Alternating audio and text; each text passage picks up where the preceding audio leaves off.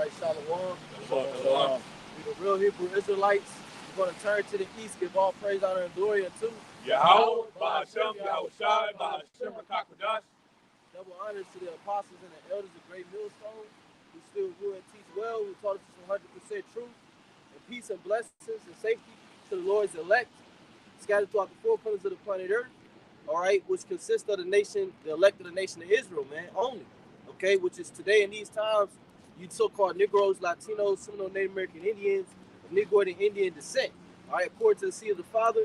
But you also have our people that look like the other nations, but their seed goes back to Abraham, Isaac, and Jacob, and they spirit bear witness with the truth in the name Yahweh Bahashem Yahushua, okay? Because it tell you in Malachi 1, because somebody get that Malachi 1 and 15 real quick, because it tell you in Malachi 1 and 15 that the name of the Lord is dreadful to the heathen, man. You know, and that goes for 2/3 of our own people too, because in the spirit, they're spiritual heathen, you know, and they can't, you know, when they hear Yahweh Shah, my mom heard Yahweh Shah, she cringed, you know, and she clave to Jesus, you know what I'm saying? So as a Hebrew Israelite, what does the word Hebrew mean? It means, right, Ibar, which means to pass through, but it's an actual language, known as the Lashawan Kodash. So if you're a Hebrew Israelite, meaning your language is Hebrew, and you're an Israelite by nationality, by bloodline, because your line goes back to Jacob, who had his name changed to Israel, how are you speaking or praying to a God that's not in the Hebrew? How are you praying to a God that doesn't have a Hebrew name if you're a Hebrew Israelite? You want to keep the Hebrew customs and heritage, and you want to keep the Hebrew laws, but you don't want to call on the Hebrew God. That's the problem with camps like IUIC and all the other ones that want to call on Jesus Christ, man. That's an idol. You guys like. And then too, and what also do they do? They force you to change your name. Right. Right. You gotta change your name. Yeah, exactly. You know. You gotta change your name, like Apostle say, from the cool name. Well, that's not how they say it. They call it. If you got an English name, let's say your name, Yanni. Yeah. Right. Let's say your name, Billy Bo. Right. They're gonna say, well, that's a cool name. You gotta change your name to Catalia. Right. Which that's like Apostle say, that's hillbilly Hebrew. Yep. That's not real. That's the English version of what the Hebrew word is. Like Lazarus is the English way of saying Eleazar. Right. Okay, but that's not Hebrew. Lazarus is not a Hebrew word. This is Malachi 1 and verse 14. It says, "But cursed be the deceiver which hath in his flock a male and voweth and sacrifices unto the Lord a corrupt thing. For I am a great king, saith the Lord of hosts, and my name is dreadful among the heathen."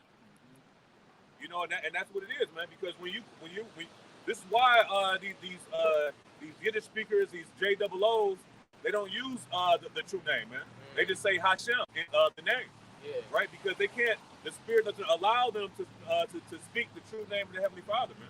Right. This is why you have Jehovah and Yahweh and Yeshua, right, and Ahio.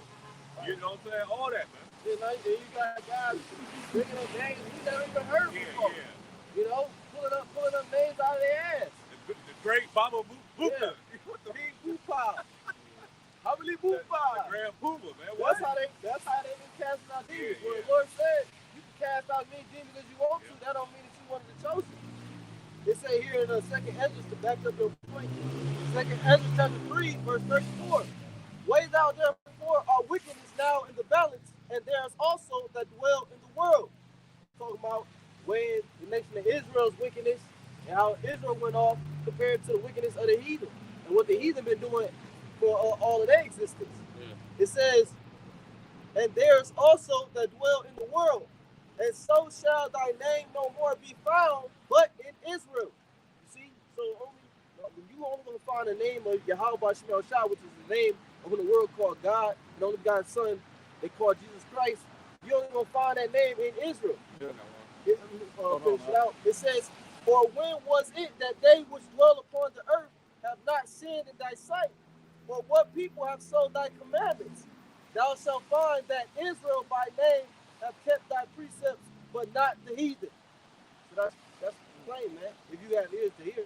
Yeah. You know, the Lord is dealing with the Israelites. Yeah. Okay, and the Israelites only. So when we say the elect, The elect is 144,000 out of the nation of Israel. The Gentiles, those are Israelites. This is the book of John. To back up the brother's point, this is the book of John, chapter 17 and verse 6. It says, I have manifested thy name. I have manifested thy name unto the men which thou gavest me out of the world. Right, and the Lord, you know what I'm saying? There's certain men out here, there's a certain amount of men out here that know the Lord's name. You know what I'm saying? Which is in the Paleo-Hebrew, not in Yiddish or any type of, you know what I'm saying, bullcrap, you know what I'm saying, language that, you know what I'm saying, these heathens and Jacob come up with. Right, and that damn sure ain't Yahweh, because that name is not dreadful, brother. Yeah. That name is far from dreadful, man. Well, everybody's calling on it. Exactly. Yeah. That's the equivalent to the wide gate. Can somebody get that real quick? Was that Matthew 7:13? Because the Lord said, "Got straight is the gate, and narrow is the way, and few there be that find it." So everybody calling on the name Yahweh, that's not few. If you Google it, Google calls on Yahweh. Right. That's the status quo name. This is Matthew 7 and verse 13. It says, "Enter ye in at the straight gate, for wide is the gate, and broad is the way that leadeth to destruction, and many there be which go thereat." Right, which is all these false ways, man. We're giving you the true way, which is strange and obscure to the world. Okay, but this is the true way. This is the path that you ought to walk in, as it says in Isaiah 28. But I'm like, this is the path, walk ye in it. When you turn to the right, when you turn to the left. But they have said we will not walk therein. Go ahead, bro. It says, because straight is the gate, and narrow is the way which leadeth unto life, and few there be that find it. You know, and that's what it is, man. Because that's why the scriptures talk about it's the Lord concealeth a thing, and it's a king's matter to search it out. Search out the matter. From paraphrasing, you know, because this name, man, it carries a whole vibration. It carries a whole attitude, I guess you could say, man. You know, you got it. Okay. The second Esdras 8 and 1, and he answered me saying, the Most High made this world for many, but the world to come for few. Right. And what does that mean? Mean the dominion of the next world is going to be given to a few. Okay, and then that few is going to turn into the sand of the sea and the stars of heaven. Matter of fact, can you get Hosea 1 real quick? It says here in verse, I'm going to just keep reading. It says, verse 2, I will tell thee a similitude, Esdras, as when thou askest the earth, it shall say unto thee that it giveth much mold, and whereof earthen vessels are made. But little dust that gold cometh. Even so is the course of this present world. You see, so just like in the earth, you have a lot of materials that's not worth anything, okay? But then also in the earth, you have gold. That's how the lake is amongst a multitude of these people, man. You know, they're like gold scattered amongst mold and wood, hay, and stubble. Okay, as it says in 1 Corinthians 3. It says in verse 3, there be many created, but few shall be saved. Okay, so how and being saved means to be rescued from danger or destruction. You know? So you don't being dipped in water and brought out of the water, that's not being rescued and saved from danger and destruction. Unless the pastor was gonna hold you down and drown you and then brush you up, that's not what saved me, man. I got that Hosea. I got Hosea 1 and 10. It says, yet the number of the children of Israel shall be as the sand of the sea, which cannot be measured nor numbered. And that was a promise that the Lord gave to Abraham, man. We're the largest group that the Lord created, man. But we're just scattered all over the planet, man. Okay, and in different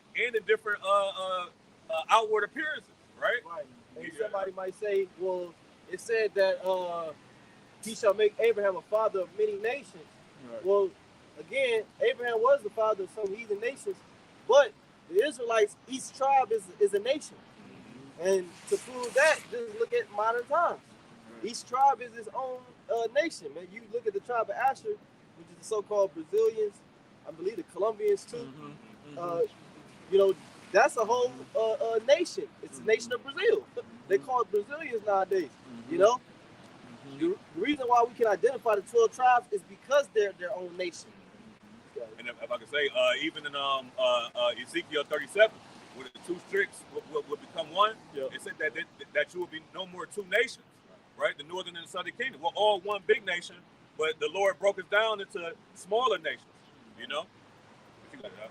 It says, which cannot be measured nor numbered, and it shall come to pass that in the place where it was said unto them, ye are not my people, there it shall be said unto them, ye are the sons of the living power. Right.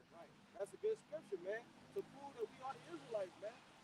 Read that one more time, though. Hosea 1 and 10, yet the number of the children of Israel shall be as the sand of the sea, which cannot be measured nor numbered.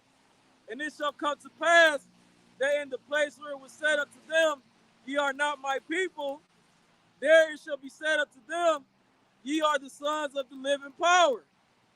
Right. So it's saying the place where it was said unto them, ye are not my people, Right. there it shall be said unto the Israelites, ye are the sons of the living power. So my question is, you can say we're not the Israelites, but when did that happen to the small hats? When was the small hats in a place where they were told that they wasn't the Lord's people? Number one, they was never the Lord's people. So nobody ever had to tell them that. We was once the Lord's people, so that's why they had to beat us, whip us, tell us we was niggas, spicks, Yep. Hispanics, Dominicans, blacks, Jamaicans, you know? Go ahead, No, bro. you got it. No, that's it. So they told us that we wasn't Israelites. They put labels on us. They put, the scriptures call them bywords, Yep. according to the curses of Deuteronomy 28. So they told us we wasn't the Lord's people, but now the Spirit of the Lord is telling us that we are. Yep. And it ain't telling nobody. No, it ain't telling the Chinese. Who else is picking up the Bible in masses and saying that we are the Lord's people? We fit the prophecies, whether you say by coincidence or not. We still fit it. Can you get Isaiah 25 and 7?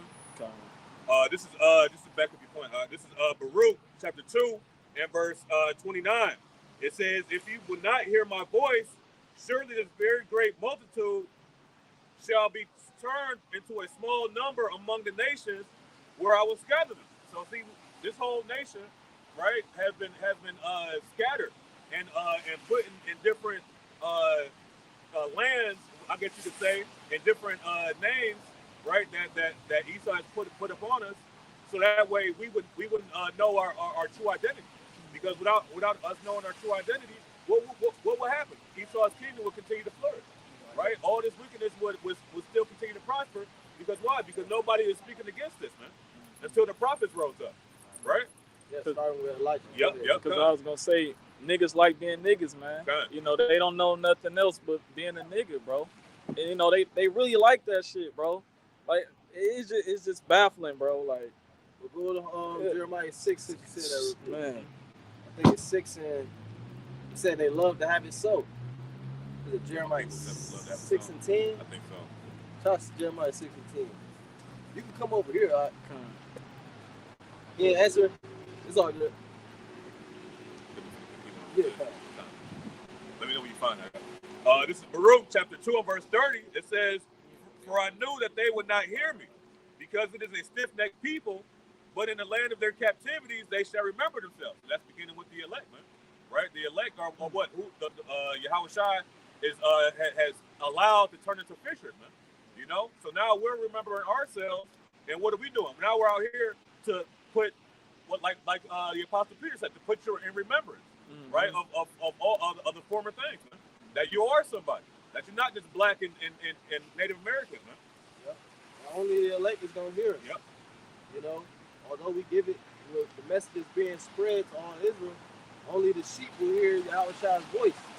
You know, as Yahushua said in St. John 10, so we don't lose sleep if somebody can't get it.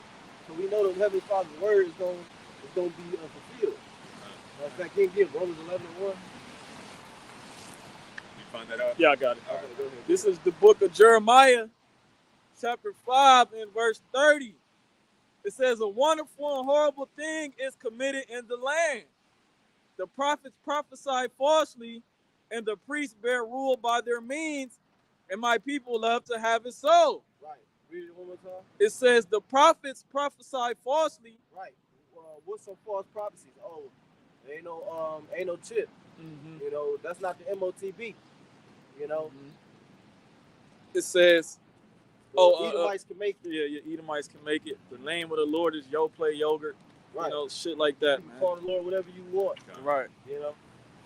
It says the prophets prophesy falsely, and the priests bear rule by their means, and my people love to have it so. See, our people, they love to have it so. They love to get told those lies. Now somebody got Baba Kishar, Isaiah 20. You know, they love lies. Because why? Because lies sound good to the flesh. Because the truth is meant to combat the flesh. That's why the Lord said the spirit is indeed willing, but the flesh is weak.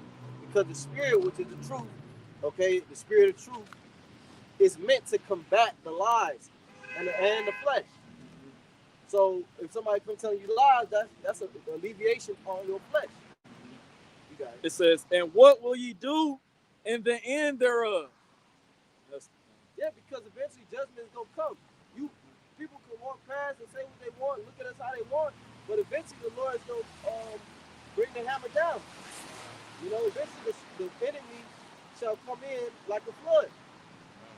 You know, and we're gonna have to get that one because what's happening in Israel and Hamas, that's what war looks like. You see, that's what's coming to America eventually, man. And really, that's not even what's coming to America. Gonna be turned to a lake of fire. Man. You know, I don't see America getting really hit by too many small missiles. I just see it being a thief in the night and this bitch getting blown up. You know, but it could be an escalation. You guys want to say something? Yeah, because the brother was mentioning how, you know what I'm saying, the false shepherds, you know what I'm saying, and we was, like the brother mentioned, we were remembering ourselves. We just now coming back to the, you know, the name of the Lord and that what our heritage is, what our forefathers' name mean and everything. So the Lord has given us enough time, you know what I'm saying, to get right before shit really hit the fan, because this us coming back to remembrance is really a grace period for us to get right with the Lord. But you know what I'm saying, like the brother said, we got false prophets out here. I got Ezekiel chapter 34 and verse 4. It's I'm gonna read it in NLT too, but this is KJV. It says the disease have ye not strengthened, neither have ye healed that which was sick, neither have ye bound up that which was broken, neither have ye brought again that which was driven away. And we were driven away. You know what I'm saying? The Israelite foreigners, the Gentiles, they went off. You know what I'm saying? The southern tribe of Israel, Judah, Benjamin, and Levi, they went off. You know what I'm saying? Now we coming back. What we were supposed to be doing is coming back into the knowledge of the Lord. You know what I'm saying? But you got a lot of folly in the months of Israel. The scriptures say folly is set in great dignity. You know what I'm saying? It says, neither have you brought again that which was driven away. And that's the whole point of us doing this ministry. Right. Yeah, because it said to bring back. Ezekiel 34, verse 4. Read that again. I'm gonna read from the top. This is KJV. It says. Oh, let me read this. Okay, come. Isaiah 43, verse 6. I will say to the north, give up, and to the south, keep not back. Bring my sons from far and my daughters from the ends of the earth. And how the Lord is bringing Israel back by the word of the prophets. You know, it says in Baruch that we were gathered together by the word of the Holy One. You know, and that word of the Holy One is in the mouth of his prophets. So read that verse again. This is Ezekiel chapter 34, verse 4 again. It says, the disease have ye not strengthened. Right, because we're spiritual healers, like Yahushua, coming through the spirit of power of Yahweh by Hashem Yahushua. You know, the prophets, they healed the nation of Israel. You know. Well, that's why it says in what's that, Wisdom of Solomon, that it was in the mollifying placer, but it's the word of the Lord that healeth all things. You know what I'm saying? Because why? Yahushua was the scripture says that Yahushua was a physician, right? That he came to heal the sick. Yeah, I think right? so. I believe so. I can't remember exactly. I know it's in Mark though. But yeah, Yahushua was a physician, man. And so what are we doing? We're many apprentices, right? We follow Yahushua. We see the works that he did. So what do? Now we're into the apostles into Yahushua's labor, and now everything regenerating. Now we're entering into their labor, man. You know, from Apostle Harun down. Yep. So there's order. Yep. You know. Go ahead. Back to that Ezekiel chapter 34, verse 4. The disease have ye not strengthened, neither have ye healed that which was sick, neither have ye bound up that which was broken. What is that referring to? It's referring to the nation of Israel. Right. The nation of Israel was sick. They was bound up. The nation of Israel was broken. Yeah. You see? But like the brother said, like the scripture say with the Solomon, the word heal of all things. Right. Which, and that's important because you said the word. Because even now, like you got like I heard one of the brothers mentioning how like you got like a lot of Ephraimites and Judites coming together and doing songs in the mainstream media and stuff like that. Like you got, you know what I'm saying, the southern tribe getting back together with the northern tribe to a certain extent. But the Lord is he's about division. It's a time of war. So this really is the only thing that can bind the broken. You know what I'm saying, if you will. And Yahushua is healing our wounds, man. He's putting that ointment on our spiritual you know what I'm saying, spiritual wounds, man. Right. You know what I'm saying? And then if I can say, it's the names that did it too, man. Yep. You know, Jesus Christ and God didn't heal us, man. I got a quick one real quick, because you know, brothers talking about about being sick and Yahushua being that healer. This is Isaiah 1 and verse 5. It says, "Why should ye be stricken anymore? Ye will revolt more and more. The whole head is sick, and the whole heart faint. From the sole of the foot."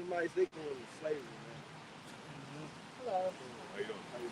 It says, verse 6, it says, "From the sole of the foot, even to the head, there is no soundness in it, but wounds and bruises and putrefying sores." Right. What's those bruises, petrifying sores? Like Lazarus mentioned Lazarus earlier. In the parable, Lazarus laid at the door every day full of sores, which is the perils of our condition. You know, the curses. You know, not having no might in our hand, not having no relationship with our women. You know, not seeing our children. You know, these are all sores. Last hire, first fire. Yeah. Last hire, first Shot and killed, no justice. These are all sores. Yep. And who's really inflicting these sores upon us? Right. Come on, man. Go ahead, bro. Continuing on to verse 6, it says, "They have not been closed, neither bound up, neither mollified with ointment." Right, our people don't have what they need to be healed, which is what? Like we mentioned, the word. Like it says in Revelation 11, the nations didn't suffer our bodies to be put in graves. It says in Lamentations that these false prophets have not discovered the iniquity of thy people. Meaning they ain't gonna let them know what is the reason why we really at the bottom. And what is the reason why America's about to be destroyed without nuclear missiles. Yeah, and they not gonna let us know, you know what I'm saying, that we the Israelites, you know, because like, hey, these are the Amalekites, you know what I'm saying, these top bankers and all these heathens, these upper heathens, they know that we the Israelites.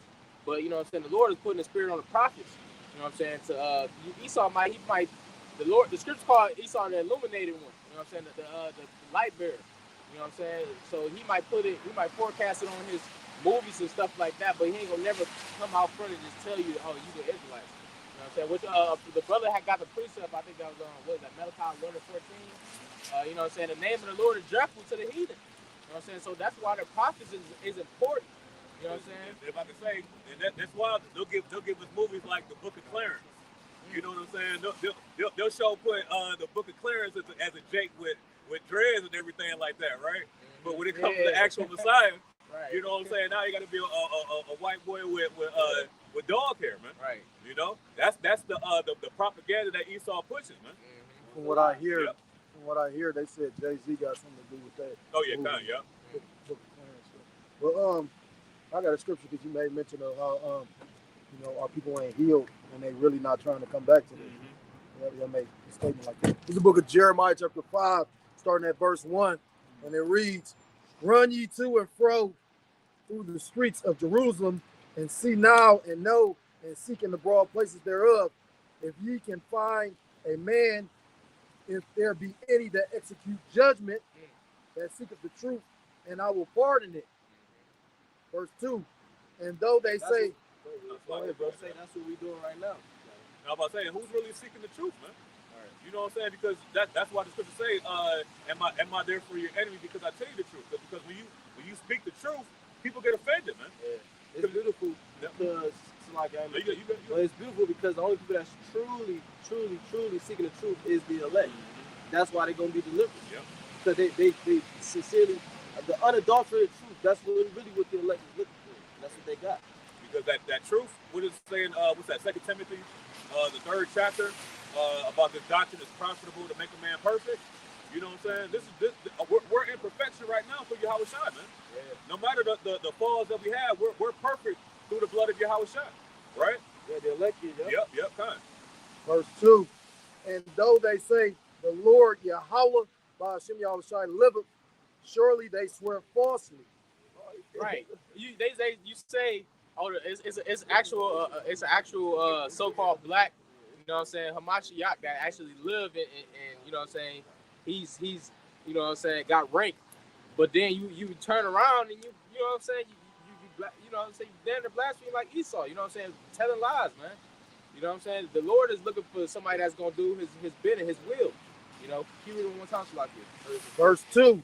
And though they say the Lord Yahweh, by Hashem Yahweh Shai, and these men actually came out and said the name of the Lord, Yahweh, why Yahweh Shai. You know what I'm saying? Now what? Now you know, these new, now and then you go backstabbing and you got these new names, Yahweh and Jehovah, and you know what I'm saying, going back to Jesus, and you know what I'm saying, saying all type of wickedness out of your mouth, you know what I'm saying, thinking that that's the title of the Lord. Salakia, I mean, just to make mention of even bugging out, going into Gnosticism. You know what I mean? Like Yeah. It's verse 3. Oh, Yahweh by Hashem Yahweh Shai, are not thine eyes upon the truth? Thou hast stricken them, but they have not grieved. Thou hast consumed them, but they have refused to receive correction. What happens when you strike somebody and they're not grieving? That's like a form of pride. You know what I'm saying? When you get a strike, that's supposed to serve as a form of, you know what I'm saying, chastisement. You know what I'm saying? So where you can get right. But you know, Jake just constantly getting beat and he just rebellious, stiff neck. You know what I'm saying? You always had that one sibling when they get a whooping, they try their hardest not to cry. Yeah, so they get hit a couple extra times just because they got that hard head. Well, they tell you that, what's that, in 2nd Ezra 16, it talks about, what it says, the Sinful Amendment Day.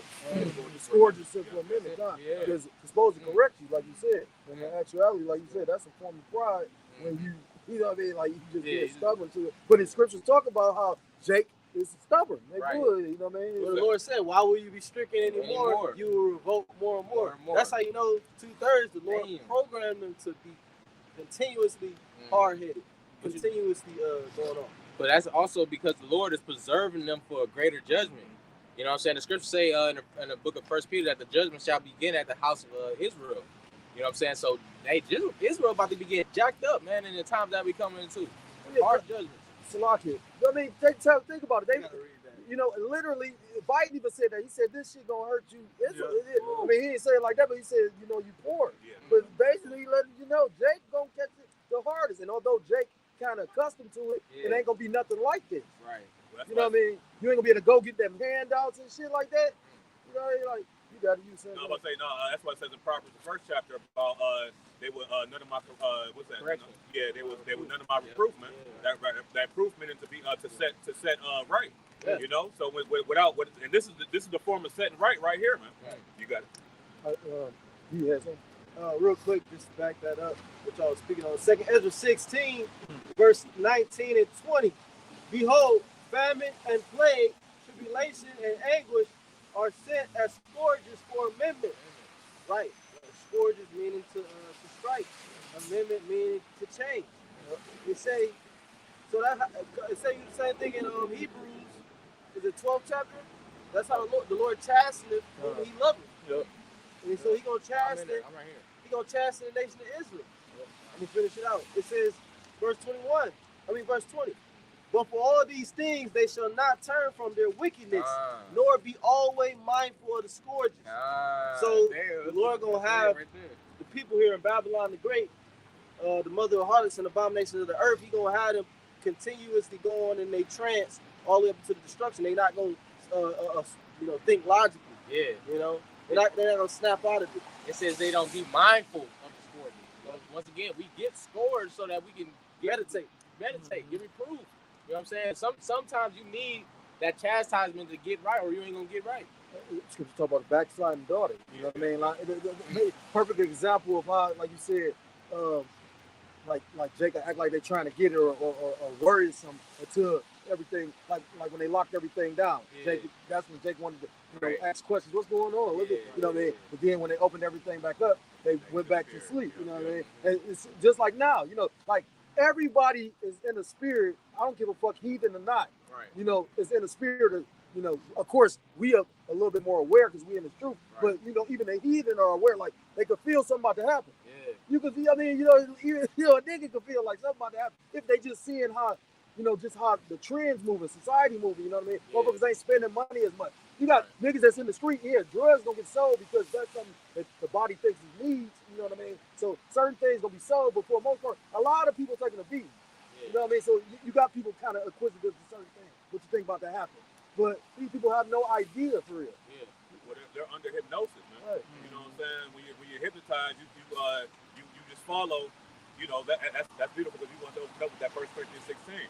We're hypnotized in the truth, man. So we understand the justice of the Lord. We understand the things that are coming. But when you're steady sipping the juice of Babylon, you basically are got the mindset of an Edomite, man. Right.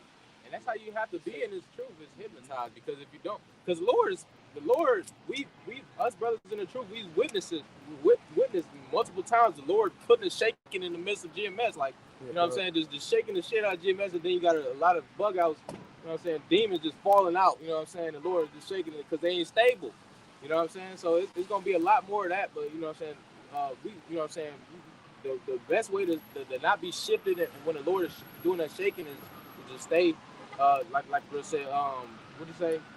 To begin, stay hypnotized, man. Well, the scripture says your eye being single.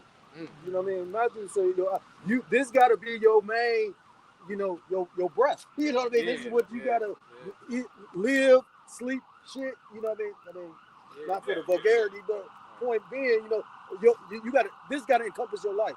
Yeah, it's other things that's gonna take place in your life and whatnot. But what is your eye single on? And a man that's sincerely about this truth is sincerely, his motivation, his whole life is going to be based around this, not the other way around. Job 23, verse 12. Neither have I gone back from the commandment of his lips. I have esteemed the words of his mouth more than my necessary food. That's it. We esteem the words of this truth, the words of the scriptures more than necessary food. I tell you, Yahushua himself said, man shall not live by bread alone, but by every word of the Most High. See, that means, and that's for everybody on the planet Earth. Because even the people that's not Israelites, they ain't still living by the word of the Heavenly Father. Because the word of the Father did fulfill around them. That's why when Yahushua had the Last Supper, what did he do? He says, he broke the bread. Hey, this is my flesh. This is the wine. This is my blood. It was all symbolism of taking in the whole doctrine, man. Eating the whole roll. You know what I'm saying? Being fully persuaded in your own mind. Because a lot of Jake ain't really fully persuaded, man. You know what I'm saying? Until shit hit the fan, and then it's gonna be too late. Right. And you can tell when you're not fully persuaded when, you know what I'm saying, you're not strictly focusing on the apostles and the breakdowns that was given from GMS. You know what I'm saying? Straying off to other doctrines. Like we at the point, like the brothers, we've been saying it for the last month to a year, like, if you're not getting it, we moving on, and that's like the spirit of GMS now. You know what I'm saying? We're not even dealing with. That's the spirit too. If you ain't fully persuaded, if you even come up with another doctrine, if you add anything to it, then that means you never truly believe in the doctrine. You're right. Because what it saying? What's that? Is that Ezekiel? Where it says that if a man do righteousness, or is that Isaiah? Where he said if you do righteousness, you go back into wickedness, none of it's righteousness. Ezekiel 18. Ezekiel 18. I'm there. It's Ezekiel 18 and. Let's finish that. We're back in Jeremiah chapter 5, back in verse 3, and it says, I'm going to start it back at the top of 3. It says, O Lord Yahweh, Ba'ashem Yahushai, are not thine eyes upon the truth, Though, so like it, Yeah, thou, it's the, Revelation 6. I'm thinking Revelation 6 because it say, see thou hurt not the oil and the wine. Meaning, in the times of tribulation, the Lord's eyes is going to be upon the truth and the men that have it. You know, the truth is still going to flourish in Jacob's trouble. Why? Because the elect going to have it, and the ones who wasn't meant to have it, they ain't going to have it. So everybody who meant to have that wisdom and knowledge that's going to be the stability of their times, they're going to have it. The Lord's not going to hurt the oil and the wine. back in 3, it says, O Lord, are not thine eyes upon the truth? Thou hast stricken them, but they have not grieved. Thou hast consumed them, but they have refused to receive correction. They have made their faces harder than a rock. They have refused to return. Right, and the Lord's eyes are upon the truth. You know what I'm saying? Who's out here speaking the truth? That's the men, like the Psalm chapter 91, the angels and captains around about them. You know what I'm saying? Those are the men that, you know what I'm saying, got the protection of the Elohim. You know what I'm saying? The scripture says, "Now will understand shall be the stability of thy times." The Lord ain't worried about these bug outs, you know what I'm saying, bug out camps and these bug out dudes talking about these other doctrines. You know, the Lord said he has stricken. What's the final strickening of the nation of Israel? Jacob's trouble. You know, and that's what we coming to. And if you can't see, Jacob's trouble. and if you can't see that, you know, like y'all may mention when I was walking up about how, you know, although it was the brother Kwame, he was talking about how war is taking place in other places and eventually it's going to come here. Well, that's how the Lord does it sometimes. You know, like he would send prophets out before he would bring a judgment. He would allow them to, you know, even with some of the things he would do to the prophets, he would have them do certain acts and go through certain things for the people to see, and then he would bring that to the people. Like when Isaiah walked around butt naked, or when Ezekiel had to lay on the ground. You know what I mean? So the thing is, like with all this violence that's in the earth, you know, if you pay attention, before the violence really increased, you know, in the city, I know I did, is basically the Ukraine war started. That's when that started. I mean, of course, it's been violence, but on the level, like I do a lot of videos on judgment. It's like something happening every day. You know, it just might not make mention of it, but it's something happening every day. When the Lord put that spirit of violence back out here when that war kicked off, you know what I'm saying? And that's with all these different things, you know what I mean? Eventually that war is going to lead over to here. Because, like you said, even when the prophets was prophesying, like Jeremiah, he prophesied the king of Babylon is going to come take over. What was the king of Babylon doing before he came and took over Jerusalem? Right, he was in war. He was in war. He was taking over other nations. Right. See, so it was when the prophets was prophesying of war, pestilence, and evil that was going to come upon the people that the prophets was amongst, is because that war was already taking place in other parts of the earth. And the Lord was just going to bring it to where they was at. Back in 4, I'm gonna start at 5. Verse 4. Therefore I said, surely these are poor, they are foolish, for they know not the way of the Lord Yahweh, by Hashem Yahushai, nor the judgment of their power. They're poor in spirit, poor in faith. These are poor in faith. They say the opposite in Revelation said that you are rich in faith. But they said those are poor, and because why? Because they wouldn't turn back to the Lord. They didn't believe. Right, they didn't have faith. God, the ones that believed they were rich, Right. and those that didn't believe were poor. I'm gonna finish this with verse 5. I will get me unto the great men, and will speak unto them, for they have known the way of the Lord Yahweh, by Hashem Yahushai, and the judgment of their power. Right, so they say he will get you to the great men. So the Lord, he's calling the great men of our nation into this truth. Being preached by the elders and apostles of the great millstone. He's calling the greatest men of our nation into this thing. Okay? And those great men showing you that really means that they're rich in faith. They tell you in James that the Lord chose them which are the poor of this world, rich in faith. See, so the great men not necessarily rich as far as material, but they're rich in faith. Right, and faith, once again, like the scripture in the book of Hebrews, the 11th chapter, faith is the evidence of things. What does it say? Faith is things hoped for, the evidence of things not seen. So, you know what I'm saying? You got to be a visionary. You know what I'm saying? Once again, the brothers talking about being addicted. You got to be a visionary in this truth. You can't just be, you know what I'm saying, 1 foot in, 1 foot out. I was just gonna make mention to a visionary. You got to be a visionary. The prophets were called seers prior to being called prophets. So you know what I mean. So yeah, you gotta have that vision. All going back to the vision, you know what I mean? Like you gotta be able to see this thing. You know what I mean? That's why it's so important. Like when the elders say, visualize and see, look at the maps. You gotta, you know. And I'm gonna be honest. I didn't used to always do that. Just not getting into it. You know. But when you look at something, you can visualize and actually, you know what I mean, can help with. They keep your mind more focused on Right. what you involved in. And when you do that, that's what the Apostle Paul said. You know, when you read the scripture, you got to put yourself in their shoes. You know what I'm saying? And then it makes you appreciate what they went through, and it makes you appreciate what brothers are going through right now. You know what I'm saying? Because Jeremiah was about to get killed by his own people. You know what I'm saying? Multiple men were about to get killed by their own people. You know what I'm saying? The trials and tribulations and things like that. You know what I'm saying? So you got to put yourself in the scripture. Back in 5, and it says, for they have known the way of the Lord Yahweh by Hashem Yahushai and the judgment of their power. But these The judgment of our power, that's what the elect, the great men are going to understand, you know, because we're out here giving the people the judgments of Yahweh by Hashem Yahushai. The prophecies are essentially judgments. Right. Because at a set time and date, they're going to come into play. Right. So it's already set. It's a judgment. And we're giving the people that. So we understand, like you say, he that is wise understand all things, but prepared for it. Well, that's why, what's that, Psalm 9, that the Lord is known by the judgment which he executed. You know what I'm saying? So these judgments are the prophecies being fulfilled. And that's why it says, what's that, 2nd Ezra 15th chapter? About,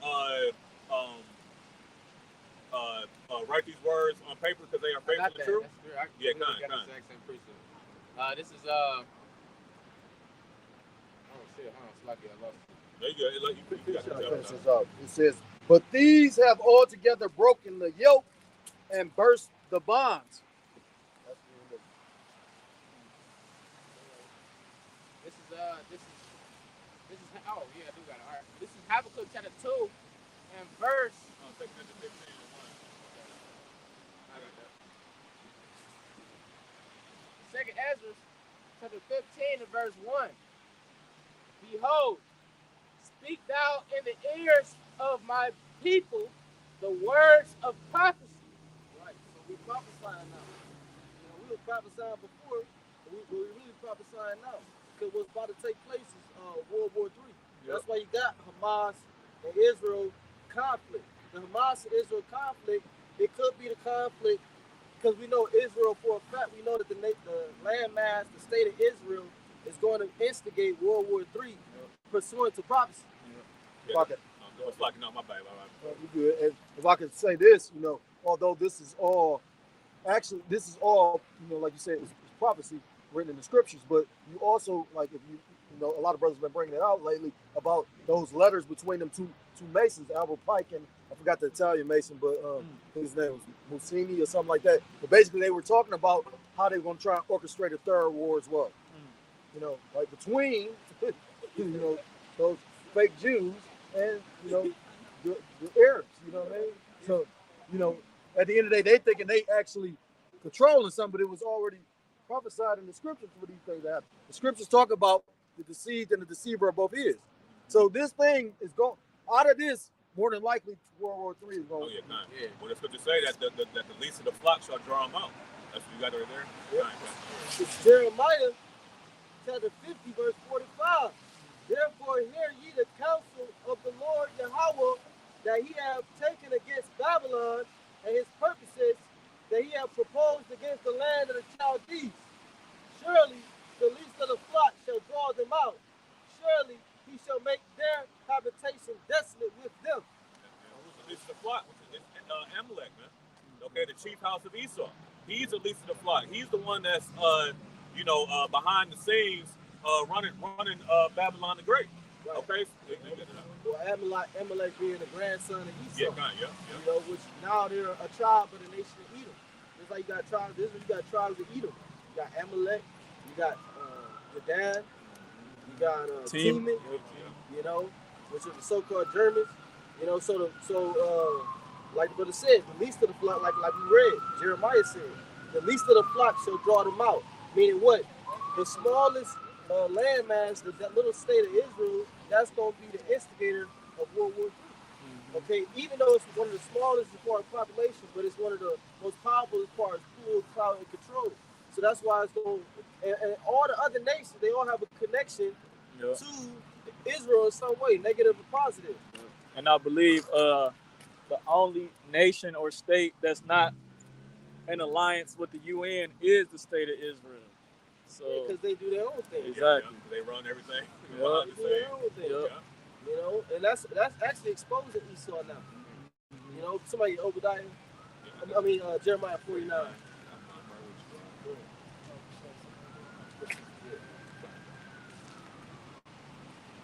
Jeremiah 49, 7. Jeremiah chapter 49. Because by Esau, because now the mind of the people is, everybody ain't just, like, I think like maybe 2 or 3 years ago, they had another conflict in Israel, and everybody was all supporting Israel. Nobody was supporting the terrorists. This time around, it's like people are split. It's like if you look at the comments and the general, even the media, it's like everybody's not siding with the Israelis no more.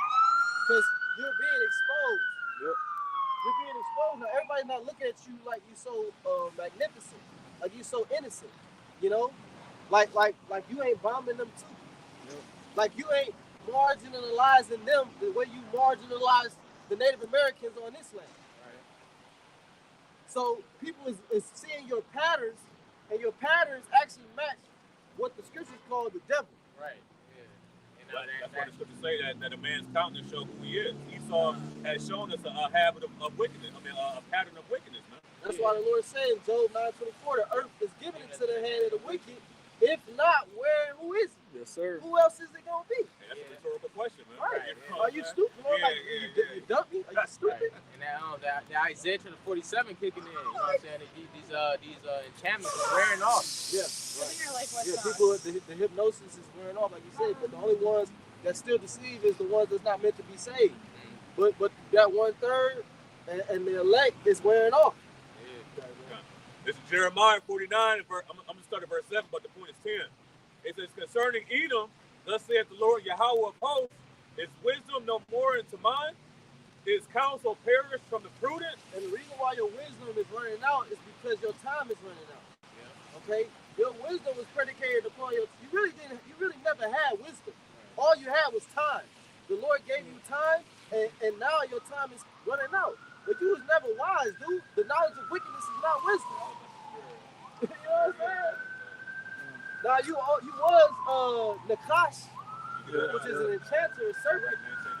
You was like wise like a serpent, but you was wise in deception. You was wise in deceit and fraud. You was wise in things that lead to zero, zilch, not a destruction. So if you wise in things that lead to death, is that really wisdom? If you're wise in death, Right. Because eventually you're gonna die. right. But if you're wise in things that gender life, that's true wisdom. That's true life. Because true wisdom leads to life. That's why Yahushua said, I am the way, the truth, and the life. And look, you got death right there. It's the body of the shadow of death. You got it, man. This is Iraq. This is the book of Ecclesiastes, chapter 19 and verse 22. The knowledge of wickedness is not wisdom, neither at any time the counsel of sinners prudence. And the knowledge of wickedness is not wisdom, man. That's how Esau had set up his kingdom, right? This is why the Lord is justified by ultimately letting him puff himself up off of pride, just so that way he could be justified by taking them down, just like Pharaoh in Egypt. You know? Yeah, you got it. It's Obadiah, verse 3. I'm going to start at 1. The vision of Obadiah, thus saith the Lord Yahweh, concerning Edom, or Adawam. We have heard a rumor from Yahweh, and an ambassador is sent among the heathen. Arise ye, and let us rise up against her in battle. And that's what's happening, man. Okay, what the Lord has gathered. What is it saying? Isaiah 13. What's that? You get that quick? Like, kind of the host of the battle, yeah. Meaning the Lord is instigating this. The Lord Yahweh Shah, he is a man of war. You know. Yeah. So when you see babies on TV getting frantically ran into the hospital and the baby got half of his head blown off. That's the Lord. That's Yahweh Shai. The Lord is about that. He with that, and he's causing Hamas to do that because it's the time of Esau is running out, man.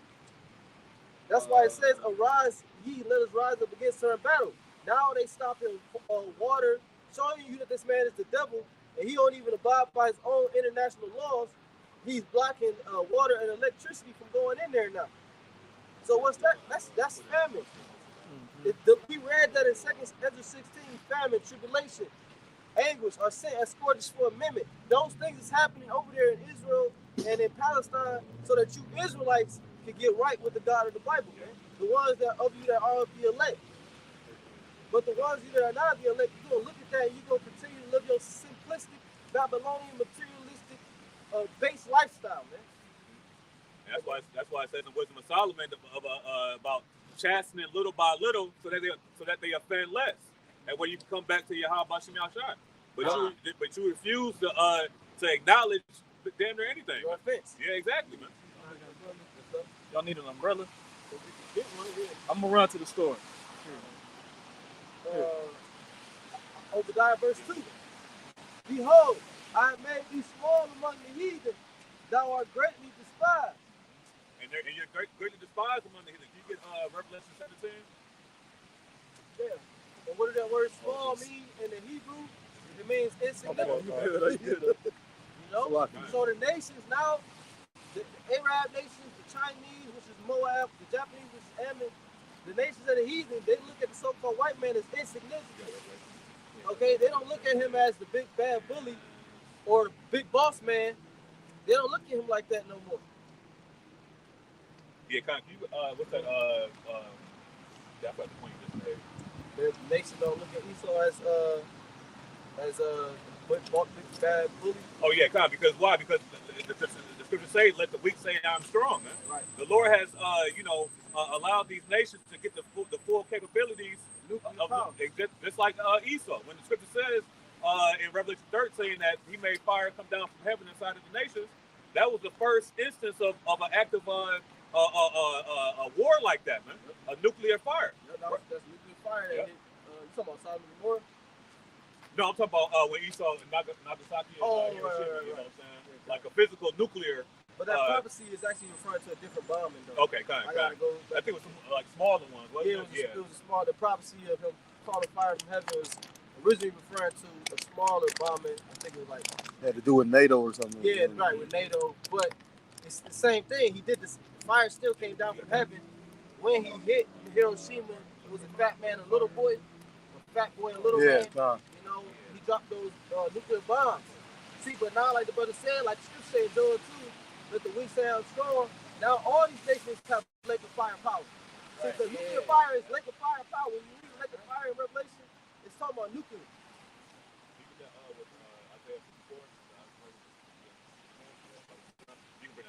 This is Revelation chapter 17 and verse 16. And the 10 horns which thou sawest upon the beast, these shall hate the whore, and shall make her desolate and naked, and shall eat her flesh and burn her with fire. The 10 horns represents the economic portion of the beast, right? So even his own alliance is going to turn on him, man. Yeah. That's how much he's despised, right? Because these people actually, even their own people hate these Amalekites, man. They hate themselves. Yep. That's why I say he has evil to himself, to whom we be good. Yep. The end of Esau's world is going to be brought in by Esau. Right. Ain't that some shit? But every time you got Esau in power, he's bugging out and fighting against his own, you know what I'm saying, kin. Here it is. He is so obsessed with keeping the Israelites from coming into power, right, when he's going to be the reason why we brought it. You know what I'm saying? It's like, bro, your target is wrong. You know what I'm saying? It's good to say that he that layeth a snare pit shall fall in it. What the paraphrasing? So he lives by the sword, he dies by the sword, man. That's the power of the Lord, man. He gave him blessing to take his own self out. You know? You got that up? Isaiah 54, verse 16.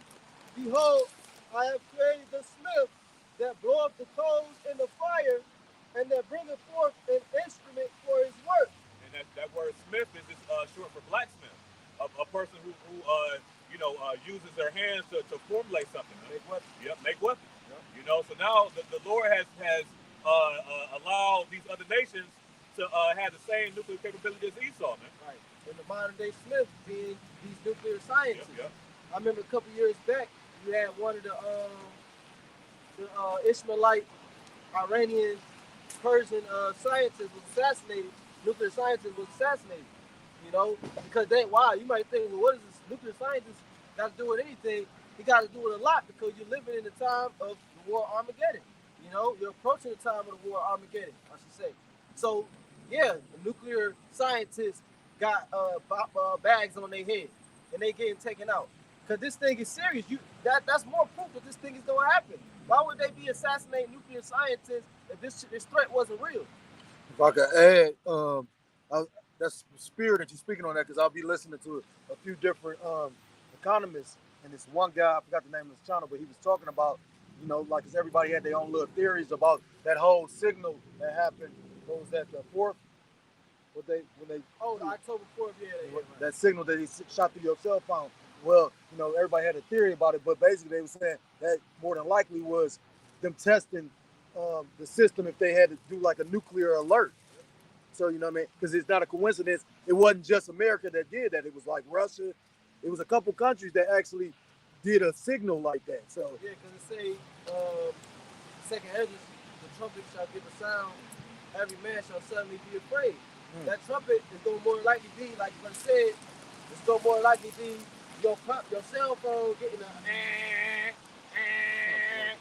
this is the emergency national defense, you know, military, whatever. You need to immediately take shelter. That's that trumpet. And then all these people going to be shook. Like they had the one prank people was doing on their family members. Oh, yeah, I've seen that. And the people think that the nuclear war is actually about to happen. You know, so the fact, like you saw videos, people, families start crying and shit. Oh, you put it under there. Yeah, people, you know, the family members started crying and all that shit, man. But that's how it's gonna be in that day, man. It's gonna be too late to cry. That's why the Lord said, they gonna cry. The Lord said that. He said, "You shall laugh now and cry later." This is Isaiah 54:16. Behold, I have created the smith that blow up the coals in the fire, and that bringeth forth an instrument for his work. And I have created the waster to destroy it. Hey, that's what it is, because there's gonna be a lot of destruction. Somebody get what's that? Proverbs 7. Psalm 7. The arrows of his. In Psalm chapter 7, verse 12. If he turn not, he will whet his sword. I'm sorry, at 11. Psalm 7:11. The Most High judgeth the righteous, and the Most High is angry with the wicked every day. Hey, why? Because Yahushua, the vengeance is burning in his heart, man. Yes, sir. You know what I'm saying? He's waiting. He sees the BS, man. He went through it. And you know what I'm saying? And the Lord's anger is you know, is you think we angry with Esau, man? Yeah. Wait till you see when Yahushua return, man. Yep, done. I got one back as well. This book of Amos, chapter 3, and verse 6. It says, "Shall a trumpet be blown in the city, and the people not be afraid? Shall there be evil in the city, and the Lord have not done it?" And the Lord have not done it. You know what I'm saying? So, yeah, these are going to be the judgments of the Lord for Jake not getting right. You know? What's the trumpet? We're going to trumpet right now. The trumpet is to give you warning, man. So when somebody gives you a stern warning, are you not going to be alert? Are you not going to be cautious? Are you not going to be anxious, afraid? Oh, yeah. You know? Are you not going to meditate on what you need to do to avoid whatever is being warned to you? But the people are not doing that, and we already went into why. Because they've been blinded by the Heavenly Father. The good news is, which is the word gospel, the good news is that the elect is going to return and be saved and delivered, man. And we ain't got to worry about these other 2/3 of our people, man. Yeah. And that's why I believe it says in Joel that blow you the trumpet in Zion. This is a warning only for you Israelites, man. You know, not because everybody's not going to receive this message. You know. Psalm 7 and 12. If he turn not, he will wet his sword. He had bent his bow and made it ready. And what's So, real quick, it's like it said the Most High is angry with the wicked every day. It said if he turn not, Lord not gonna repent for being angry with the wicked. So he's going to wet his sword, sharpen his sword. You know. I got it. Since you said basically Yahweh Shai is anticipating that day of judgment. Right. This is the book of Isaiah, chapter 63. Start at verse 1, point at verse 3. And it reads, it says, who is this that cometh from Edom with dyed garments from Basra? This that is glorious in his apparel, traveling in the greatness of his strength. I that speak in righteousness, mighty to save. Verse 2, wherefore art thou red in thine apparel, and thy garments like him that treadeth in the wine fat? All right, now verse 1 it said that who is this that coming from Edom with dyed garments from Basra, right? So we know the who is referring to the Messiah when he come back. And he's gonna make a visit, he's gonna make a pit stop in Edom, in Basra. So that proves that the Edomites are still here. I just want to say that. Verse 3, I have trodden the wine press alone. The Lord coming back to do this on his own. I mean, you know what I'm saying? He coming back with his angels, but Lord ain't really getting no help for real, man. You know, this Yahweh Shai, what he about to do. You know, it's his time to shine. What did it say in what's that? Second of the 13th chapter. He need to lift up sword, no weapon of war. You know, this is all gonna be Yahweh Shai, man, and the anger that he had. But you got it out. You got it right. It says, and of the people there was, I'm gonna start it back up. I have trodden the winepress alone, and of the people there was none with me. For I will tread them in mine anger, and trample them in my fury, and their blood shall be sprinkled upon my garments, and I will stain all my raiment. Verse 4, for the day of vengeance is in mine heart, and the year of my redeemed is come. The Lord, Yahweh Shai, is sitting up in the heavens, and he's ready to come down and take vengeance, man. Right. That's what he's sitting up at. You thinking that he's up there looking like a white boy with a baby on his lap. Hell no, he up there thinking about ready to come down here and do mass death, man. That's the balance, though. Yeah. You know what I mean? Because the Most High God, he tells you a false weight is an abomination, a false balance. So, you know, it ain't all love. You know, it ain't no such thing.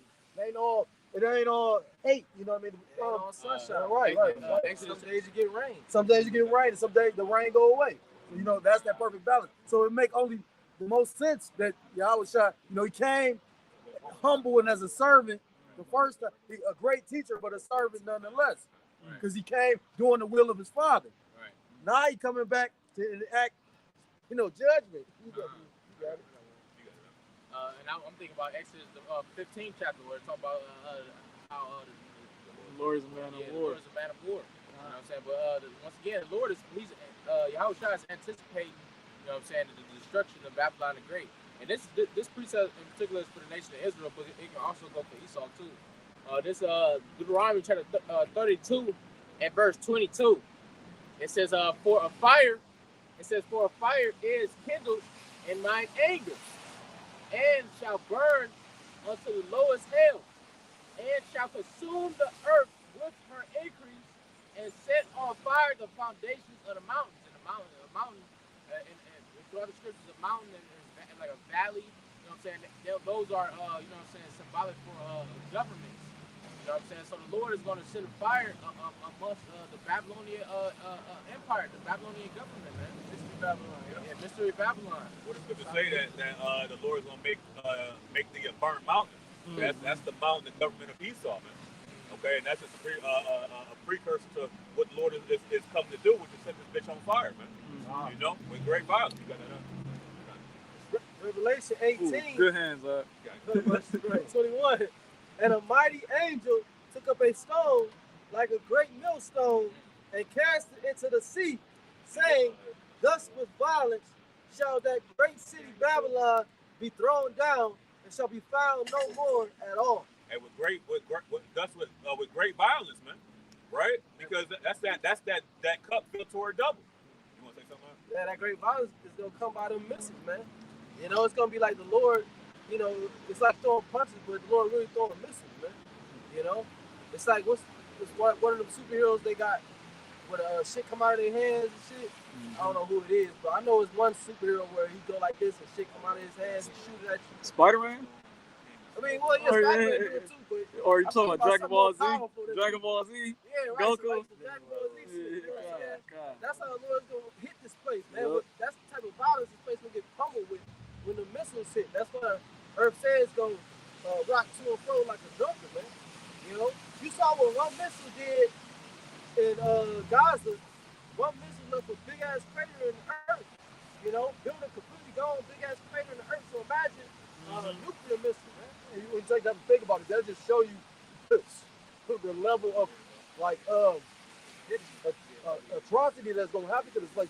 Like look how frail the human body is. I mean, the human body can actually, you know, do some amazing achievements. But you know, the human body is frail. So like you said, one missile put a huge crater. But that ain't probably nothing. You know, when you go into like the one brother was bringing up, what is it called? The mutant missile. Yeah, you got the missile that can actually, it doesn't go in a straight line. It actually weaves like a serpent. Yeah, like a serpent. So I mean, like you got all kind of technology that's fit for these frail human beings. Oh my God, it's gonna be. Yeah, that's the serpent. Revelation 8. We're talking about how it had the face of a lion and its tail was that serpent. Because the missiles, even a regular missile, when they shoot out the silo and then do like a zigzag, and then they shoot off like a snake. What is that called? A lion with a serpent tail? That's the missile. Revelation 8. He talking about. But that's why in Joel, the second chapter talks about the horsemen not breaking their ranks. You know what I'm saying? Because the Lord has put it on these scientists' minds to put the like have them what's it called, stealth mode, and you know flying under the radar, hypersonic, all that, man. You know. Like you said, under the radar. You know what I'm saying? But this how you know the Lord has blessed Esau with the sword. He wouldn't have had his technology no other way. Yeah, and the nuclear missiles is also another word. Esau like big word. It's called exo-atmospheric. Exo meaning outside the atmosphere. So these missiles is gonna be going outside the firmament and coming back down at a full speed, man. Yeah, that's why the scripture liken it to stars falling from heaven. You know what I'm saying? Because they're going to be shut up out the atmosphere and then out of the way of radar or protection. And before they know where it's going to drop it at, it's going to be too late, you know? So hyper means over or exceeding, and then sonic deals with sound. So it's a hypersonic, with the hypersonic missiles, they go faster than the speed of sound. And they also go faster than what can be detected on radar. It says hypersonic of or relating to speed or 5 times that of sound in air. Moving, capable of moving or utilizing air currents that move at hypersonic speed. Wind tunnel. I think it was mentioned how some of the missiles can go faster than the speed of sound. Yeah, right. This is Daniel chapter 2 in verse 32. Because we just mentioned in Revelation 18 about how Babylon's going to be destroyed with violence. You got it, huh? It says this image's head was of fine gold. And that represents the dream that Nebuchadnezzar had, and Daniel was breaking the dream down to him, right? So the head of gold represents the Babylonians. You got it, huh? His breast and his arms of silver. And that represents the Medo-Persian Empire. You got it, huh? His belly and his thighs of brass. And that represents the Greek Empire. His legs of iron. And that represents the Roman Empire. His feet part iron and part clay. And that represents Babylon the Great. This current empire, right? Part iron because it's the Roman Empire revitalized, I guess you could say. right, and part clay. We'll break that clay down. It says, "Thou sawest till that a stone was cut out without hands, which smote the image upon his feet that were of iron and clay, and break them to pieces." You see, and that stone is Yahweh Shai, man. Right. And it's gonna take this whole, because this is how Esau gets down, man. He builds upon other people's philosophies, man. Right. This is this is how Egypt got down, Rome, Greece, all these people, man. They build it on top of these recycled gods, man, but just different names, right? Yeah, because forgot who I was watching. I think it was the brother Bakar Ma, but it was those gods. I mean those false gods, Yeah, I should say. kinda. Those are really demons, and demons don't die. So people still worship the ancient demons. They just go by different names. Yep. So you know what I'm Right. saying? Yeah, like So that spirit is revived. Like Ultra Halloween, peace, it goes back to the ancient custom. Easter go back to Ishtar. You know, Yeah, the fertility Halloween, goddess. pass through the fire from Molech, man. Right, you right. know? Molech. Uh-huh. You know what I'm saying? So, but now it's Halloween. Yeah, It's just a new Halloween. name, but it's the Right. same deity, it's the same demon, same spirit. The scripture say, no new thing under the sun. Right. If I could add, you have time, because I think they were saying that's why you got like so many different names for Semiramis. Like Semiramis is supposed to be the same deity as Isis. Yep. Because it's just different cultures called her a different name. Yeah, and worship right, her as different.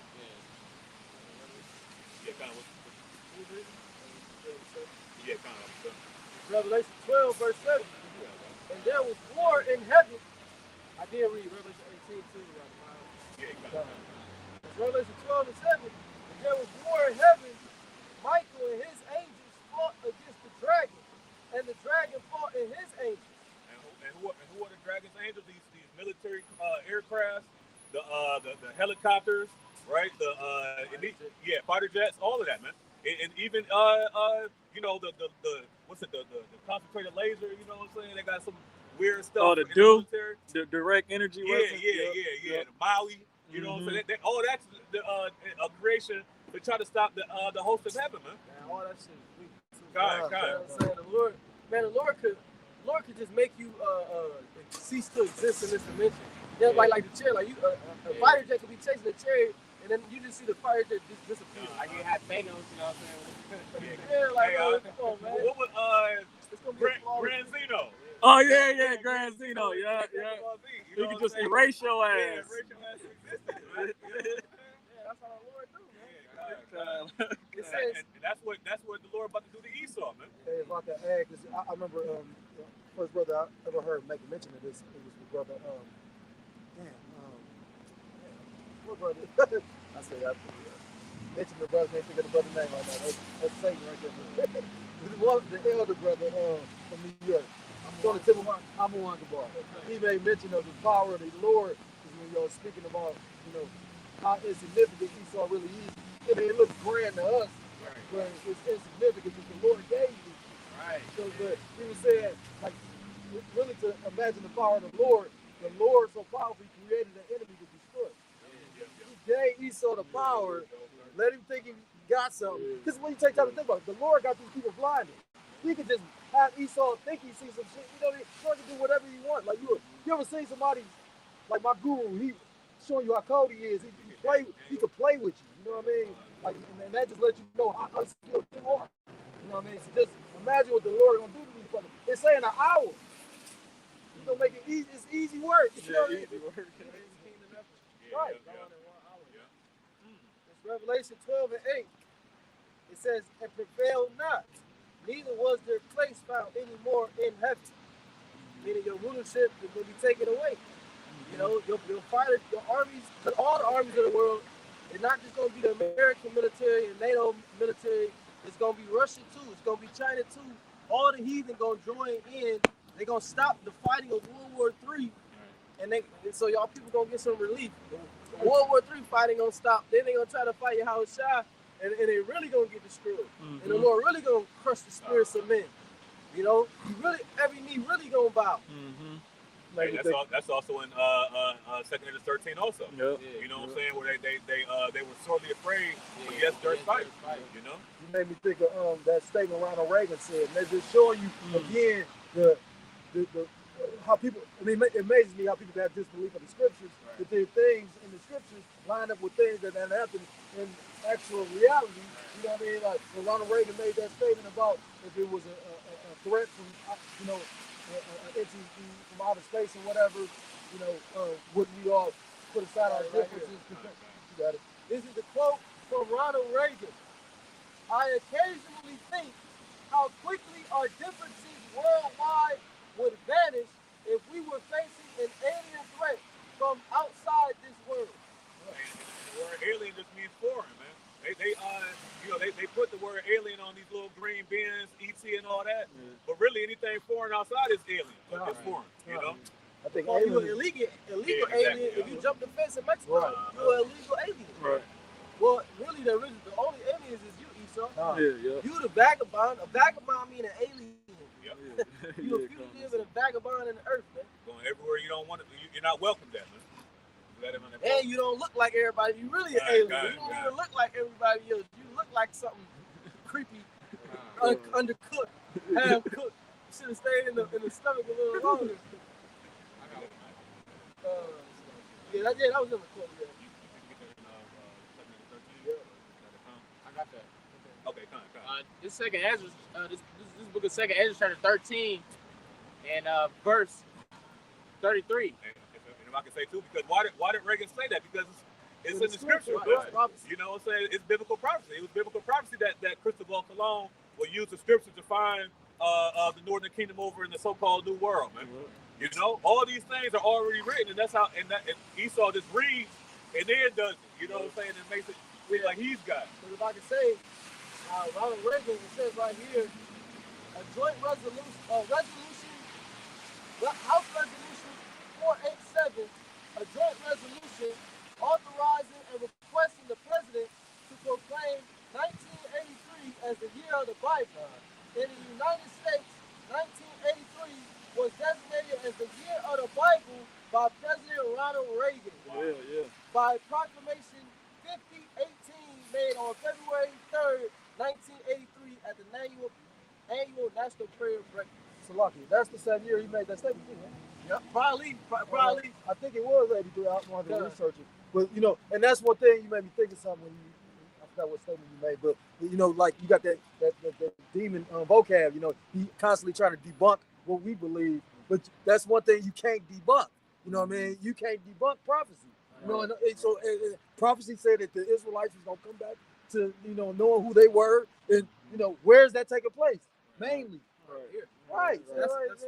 We spoke about that before you walked up. That's why the scripture says you can do nothing against the truth but for the truth. Right. You know what I'm saying? They can do everything they can to try to tear the truth down, but really, you just building the truth up. You know what I'm saying? Right. But you got it, You propping us up. Free promo, like they say. Free promo. Or, bad publicity is good publicity. Yeah, fine. This is 2nd Ezra, chapter 13, and verse 33. And when all the people hear his voice, talking about Yahweh Shah, every man shall in their own land. 2nd Ezra, chapter 13, verse 32 to 35. No. Keep going. I just thought you said 2nd Ezra, chapter 15. It says, and when all the people hear his voice, every man shall in their own land leave the battle they have one against another. What's that battle that they have one against another? Armageddon. Right. Revelation 16. I'm gonna go there. Go ahead. I'm going to get your Quick precept. Say Revelation 16. Tell I think it uses the word battle in Revelation 16. It's verse 34. And an innumerable multitude shall be gathered together as thou sawest them willing to come and to overcome him by fighting. And why is it an innumerable multitude? It's because all these nations, right, when they see Yahweh Shai, they know it's a rap, man. So they're gonna collaborate to try to overthrow Yahweh Shai, man. So everybody's gonna be fighting against each other until Yahweh Shai cracks that sky, and all the focus is gonna be on Yahweh Shai. Show you how simple these heathen are. They even though here it is, they're having a war that's literally destroying the earth and humanity, and then an outside force comes in to intervene, and their only thought process is, let's fight him now. Right. But that's Not that maybe this a mediator, maybe they trying to help us, get it together. Right. No, they thought is, let's fight this motherfucker, kill him. That's stupid, man. Hey, this dude made a video. It's kind of unrelated, but it made me think of something when he did that. Because it was a video, a dude, he was playing like a 2/3, and he was saying how, like, say for instance, two individuals about to fight, and one dude getting bitched out or whatever. So, say for instance, me and you get somebody. Say for instance, me and you about to fight, and then I don't want no smoke with you, and then I come over here to him and say something to him like, "What's wrong with him?" And then you say something I don't like, I'm ready to fight you. Right. Videos like that. Right. Right. And that only happens when you're drunk. Oh yeah. So these people, the heathen, they don't have the truth. Right. So they're not gonna be able to bear witness to the truth when it's literally in front of their eyes. They're gonna try to fight it. It says in Revelation 16, because they mention the word battle, they're going to lead a battle in their own land. Revelation 16 and 14, for they are the spirits of devils working miracles, which go forth unto the kings of the earth and of the whole world to gather them to the battle of the great day of the power almighty, which is the battle of Armageddon. And those spirits are the three unclean spirits like frogs, which is Vatican City, Washington, D.C., and London. The financial aspect, the religious aspect, and the military aspect of how this devil pushes forth his agendas. One of the tools he uses to push forth his agendas. Because he got many different tools and shit, Hold that real quick. You got that Joel 3? Nah, this is the book of Joel, chapter 3, starting at verse 9, and it reads, proclaim ye this among the Gentiles, prepare war, wake up the mighty men, let all the men of war draw near. Let them come up. Beat your plowshares into swords and your pruning hooks into spears. Let the weak say, I am strong. And that's that. And see, that's what's going to happen. Well, that's what's happening right now, man. Everybody's signing up to the big bad bully, man. You know what I'm saying? Because now, because Esau was 6'5" in middle school, bullying on little kids. But now everybody that graduated, now everybody's 6'5". You know what I'm saying? Now everybody got hands. Yeah, they all got them nuclear missiles. You can't say enough. Because if you start first about to start. Well, did you read the plowshare? Oh, okay. Yeah, he read it. Yeah, so what does that mean? Beat your plowshares into swords and pruning hooks into spears. Man, put down the farming tools and get you some damn weapons. And that's what these nations did. And the type of nation that they chose, because of Isaiah 9 and 5, it says, this war shall be with burning and fuel of fire. The weapon that they chose was nuclear missiles. That's how they leveled the playing field to America. That's why Egypt is saying they not jumping in. They said they gonna, whatever happens to Israel and Hamas, that's between them. They're not jumping in. And it's gonna be a lot more that the plowshares being beaten to swords, because the Lord Esau is about to start making a lot more weapon forming factories. You know what I'm saying? As the war progresses, man, because it's gonna be a bad time. Yeah, but that's how they make wars a racket. Yeah. Because if you read a book called Wars a Racket, wars is created so that people at the top can make a whole lot more money than they normally would through steel, iron, all the things that war requires. Military weapons. Military weapons, right? Steel, iron. Let's just break down the steel, iron.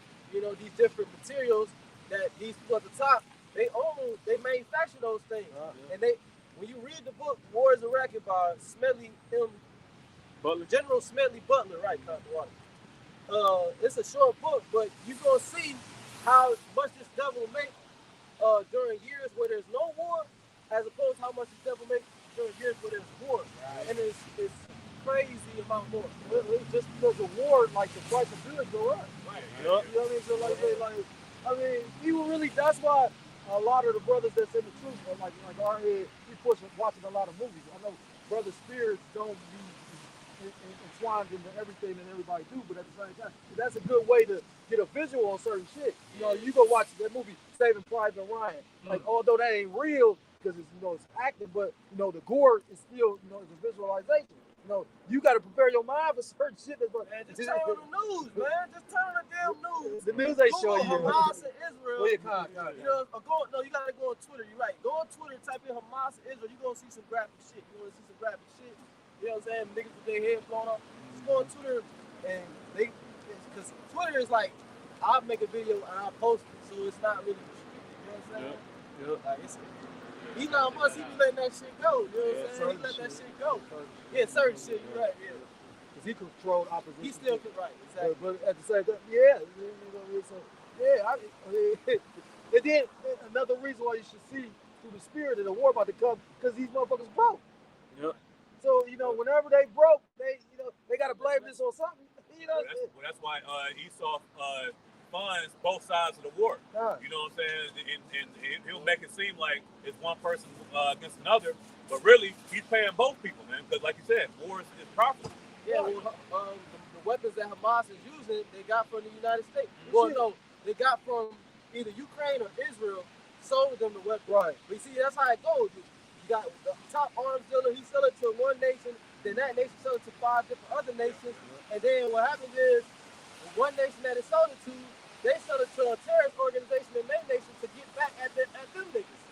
It also show you how the world is a stage. That's when they make that statement. Because from what's coming out, like, I've seen a few posters, brothers bringing certain stuff out. Just like how America's supposed to create ISIS, right? They supposed to create those fake Jews supposed to create Hamas.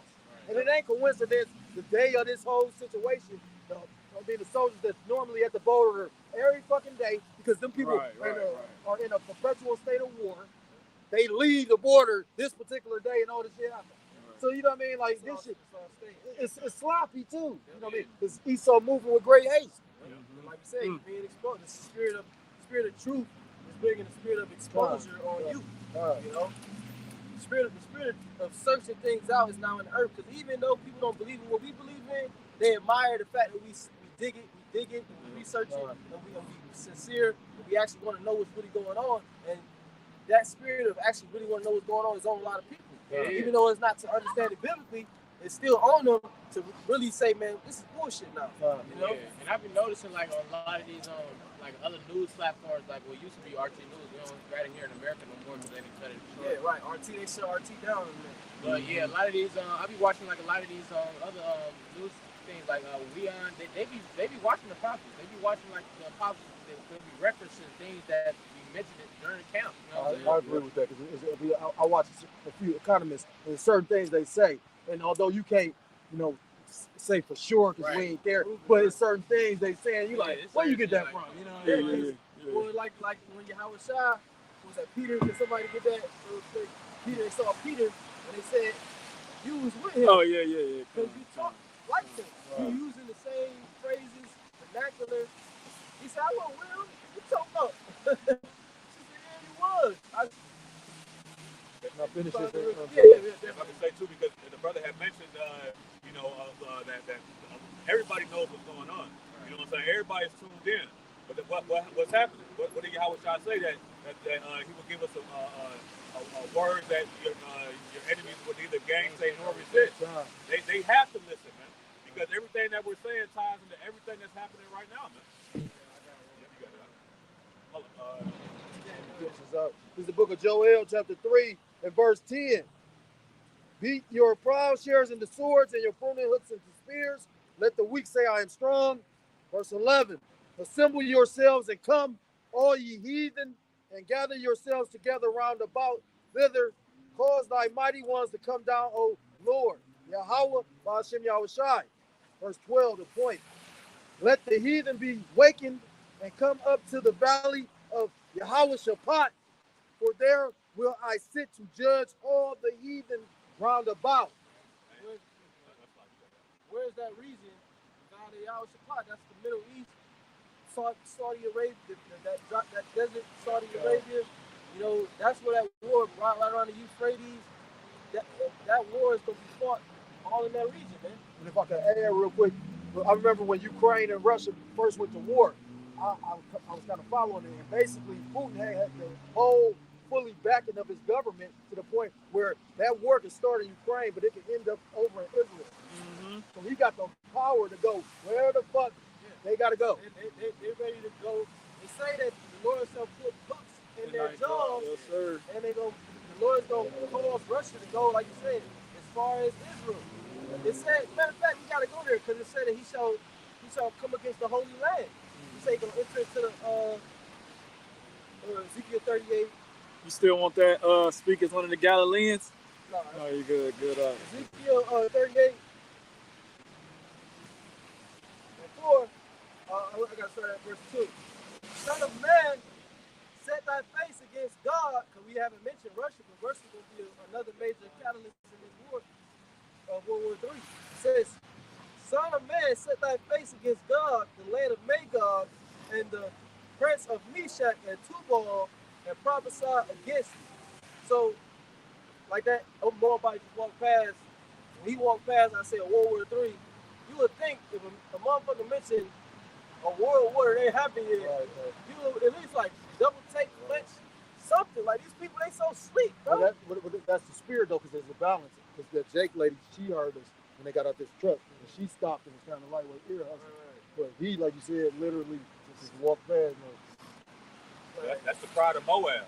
You know what I'm saying? Right. That's probably all these people. Because if you know what World War I consisted of, you know what World War II consisted of. So if somebody say World War III, I'm gonna at least turn around and say, World War III when? When that's going down? Right. Like what? So it says here in verse 4. That's how we was when we heard this truth. We said what? What? Huh? All right. Like she heard my voice. God. Yep. Beautiful. Ezekiel 38 verse 4. And I will turn thee back. This is the Lord speaking to God, who is Russian prophetically. And I will turn thee back and put hooks in thy jaws, and will bring thee forth in all thine army, horses and horsemen, all them clothed with all sorts of armor, even a great company with bucklers and shields, all of them handling swords. Like in that great company is Russia's alliance, man. Who's aligning with Russia? So that's Very good. Verse 5. Persia, Ethiopia, Libya, with them, all of them with shield and helmet. And you see Russia, they coming in and got what African nation it was, but they was kind of like backing them so that America wouldn't come in there and take advantage. But you got that going on now, you know. Ethiopia, you got the BRICS. That's what it is. You got the BRICS, which stands for Brazil, Russia, India, China, China, South Africa. South Africa. Yeah, right, South Africa. You know, And and then Russia got a bunch of alliances with different South African nations. Matter of fact, Russia forgave the debt, billions and billions and billions of dollars of debt that the African nations owed Ashar, which is Russian chief prince. Russia forgave all that, man. You see? So that means what? They want to do business. God, not just that. That's showing that, because what's that? The enemy of my enemy is my friend. Yeah. You know what I mean? So yeah, that's wise. But Putin ain't no slouch. You know what I mean? That's wise. Right. So he does. He's like a super chess player. He's a warrior. Right. Perfect statement. And then if I can add, you also got Russia and China dealing with Southern Kingdom, not Southern Kingdom, but Northern Kingdom down there in South America. So America is being sieged, man.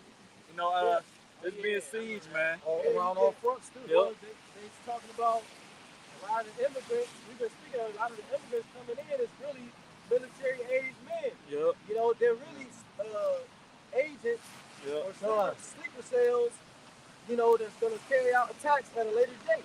Yep. And it makes sense because one lady, she said she posted a video. She said she saw a video, immigrant had a card from the UN. So she said she did her own research. She identified the card. The card was a UN military card and like a reserve military card. So these people, and he said that the card getting loaded up every month with $3,000 US. Yep. And they just out here on a mission, man. Well, I believe we watching the same video because at the end of she also said that the dude said it had been being topped up every month until they got here. Oh, right. Okay. So they stopped. So they stopped. Right, like it's putting them in a situation. So now they gotta go fend for themselves and do wickedness. So Yep, so that's how all this stuff will get down. And you got all these immigrants. Here it is. That's how you know it's controlled it's not controlled. Well, it is controlled, but like you got these people that they pay to do wickedness, crisis actors on stage, people, because you got these people coming into America. They from all countries, all over the world, but they all coming in through Mexico. Right. Chinese coming through Mexico, Syrians coming in through Mexico, Italians coming in through Mexico, French immigrants coming in through Mexico. Why the fuck everybody coming in through Mexico if they from Italy or China? Why they ain't just coming in through China or Italy? Yeah. So showing you that it's orchestrated. Somebody's flying these people to these locations and then pushing them in through Mexico. I gotta find. I forgot who pulled it up, but it's something basically. It's an act of war that the government can do where they. I gotta look it up. Did you look that up? Which one? It's something called where the government can bring in Ezekiel 38, verse 6. Verse 5, Persia, because it's listed the allies of Russia. Persia, Ethiopia, and Libya with them, all of them with shield and helmet. Gomar and all his bands, the house of Togama of the north quarters, and all his bands and many people with thee. And who is Gomar? That's Turkey. See, so by Turkey also, they made threats to Israel if they don't stop bombing Israel, that they're going to do something. Well, allegedly, I didn't see the article. The president of Turkey already has a problem with the Americans, man. You know what I'm saying? The Turkish people, they're Muslims too. So for some reason, they support the Palestinians. See, that's another thing. You heathens, y'all don't know what to worship. In St. John 4:22, it say ye worship, you know not what. Right. You know, who is y'all was I talking to? He was talking to a heathen woman, man, in our land who thought that she was the real people. Same thing is going on right now, man. You Palestinians, you small hats, you thinking you the people, you're not the people, man. If you was the people, the prophecies would have been fulfilled, man. But again, people don't believe the prophecy, but that's all right. You basically fighting over land that's not yours, man. Yeah. You know what I'm saying? Because what's that? It says that Jerusalem shall be trodden down in the Gentiles, the time the Gentiles be fulfilled. You know, so it's always going to be war, right? What happened? What's that? A couple of years ago, we were the judges, and they were I forgot what nation took the Ark of the Covenant, and then the Philistines, and then the Lord smote them with hemorrhoids. You know what I'm saying? So that's the same thing right now. Instead of them taking the Ark of the Covenant, what they do? They took our land, man. And now the Lord is plaguing them with continual war. Well, this is likened unto those lions being sent among them. As it said in 1 Kings, the Lord sent lions among those Syrians. No. Oh, okay. The Babylonians put the heathen in Israel instead of the children of Israel in all those cities. Oh, and they didn't have a priest. Right. The priest had to come teach them the laws because the Lord was sending lions among them. Well, the Lord in Revelation, he compares the missiles to lions. So the Lord is sending them lions amongst you all over again because you're not the people, man. Okay? And you definitely ain't keeping the laws in the land, man. Right. This is Luke 21. Yes, 21, 24. God, Luke chapter 21, verse 24. And they shall fall by the edge of the sword and shall be led away captive into all nations. And today is the Israelites that were scattered when Yahweh said to flee into the mountains, right? It says, it shall be led away captive into all nations, and Jerusalem shall be trodden down of the Gentiles until the time of the Gentiles be fulfilled. And see, that's what it is, man. The land is being devoured, man. Can you get Isaiah 1? I found it. Can I bring this up? up? Because I forgot who looked this up. They was talking about how governments can use refugees as weapons. So it's called refugees as weapons. Refugees as weapons or weapon of mass migration is a term used to describe a hostile government organizing or threatening to organize a sudden influx of refugees into another country or political entity with the intent of causing political disturbances in that entity. Right, because if I'm not mistaken, a bunch of refugees that got sent to Italy too. It was arriving in on boat. It was like thousands of them. It was the island of Crete, if I'm not mistaken. The island of one of them small Grecian islands. It was like 7,000 or some crazy amount of thousand immigrants inhabited.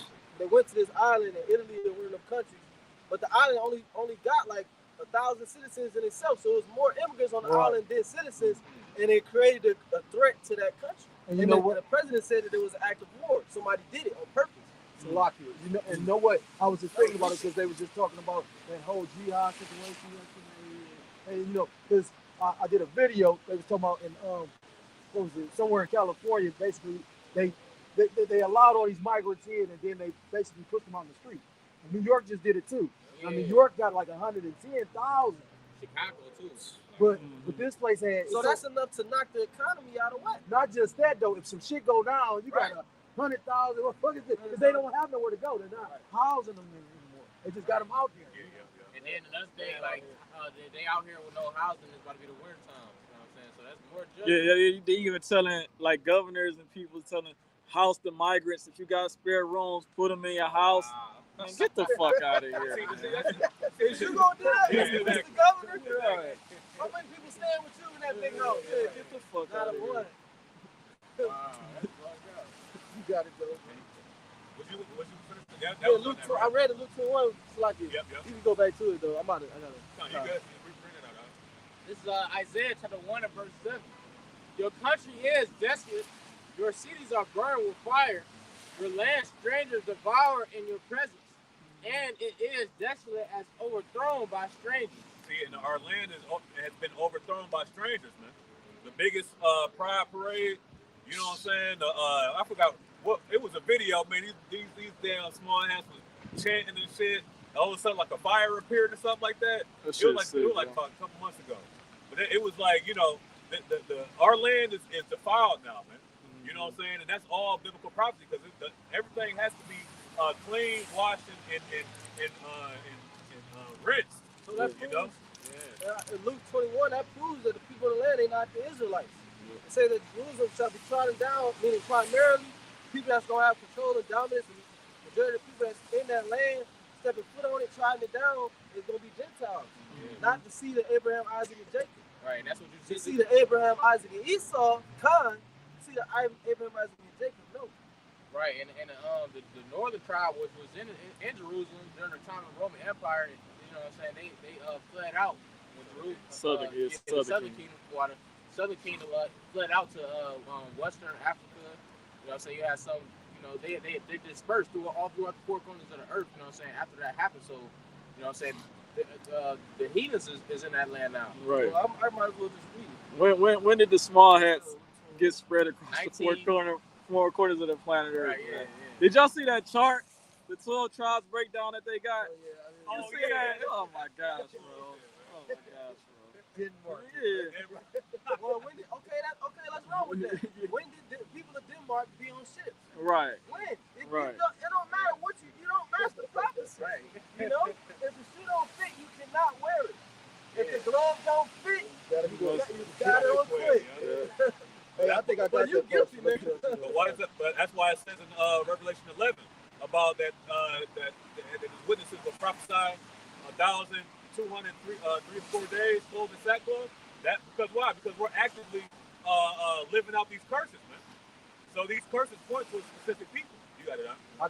I actually screenshot the poster if y'all want to hear it. I'm gonna run through it. Yeah, Baba Kashai. Had to. Children of Israel. It says Asher is Sweden. That's in Sweden. You know how Sweden is one of the richest countries in the world, man. Right. It said in Revelation 2:9, right? It say, I know that works in tribulation and poverty. The two Jews are impoverished, man. Sweden is one of the richest countries in the world. Matter of fact, Right. Sweden has the highest population of people with the micro C hip, Yeah, I man. was gonna say that, yeah. They already in the big system over there, man. You good, brother? It says Dan is Denmark. Simeon is White Spain. White wow. Spain. White Spain. Damn. White Spain. Wow. Where's Yellow Spain? Right. Yellow Spain, Mulatto Spain, Gad is White Italy. White Italy. So wait, so you must have a black Italy. Yeah. Brother, you talking about how there's a lot of Gadites that come out of Italy too, though. Well, yeah, that's because when the Esau took Yeah, they took them over slaves, there. yeah, right. Some of the first slaves was taken from America to Spain. Portugal, Spain, you know, and Rome and all of that. I think like you said, before they start bringing Judah over here, they was taking Gad and then Yeah, that good. guy, right? Because it was profitable. You ain't gonna just have product going one way, and then Right. you're just coming back empty. Right. You know what I'm saying? You taking something there, and you bringing something back. You know? And the proof of that is Christopher Columbus. Yep. Cristobal Colon. He said when he saw the so-called Indians, the tribe of Gad, tribe of Reuben, the nation of Israel, he said these people are so nice. They take such good care of me. They're so loving. They will make good slaves. That's what he said. And he took a certain number of them back to the Queen, back to England as slaves. Probably told them they was going on vacation. Hey, you guys want to see the old world? Right. Yeah, sure. They got off the boats, chains was waiting for their ass. Yeah. And the coldest part is, like you said, you got to remember when this devil came over here, he couldn't survive. He couldn't maintain. So Gad, being compassionate, they literally trying to help him. And this devil come like this. Because in his mind, he thinking they're naive.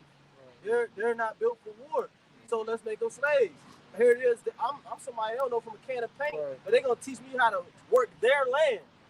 So he took it as weakness, especially because he's an Edomite, man. That's supposed to be. That show you that our people they were Gentiles even on this side of the world. They were really Gentiles too, because they didn't know who Esau. They didn't recognize that Esau was our enemy. Says Zebulon is France in their mind. Reuben was supposed to be the Holland. Naphtali is Norway.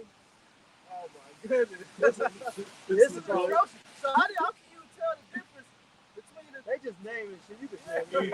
They just like You tell the they difference mad between at us. It They like fuck it, we Hey, gonna on do the that. camera, right? You gotta- it might be a damn meme.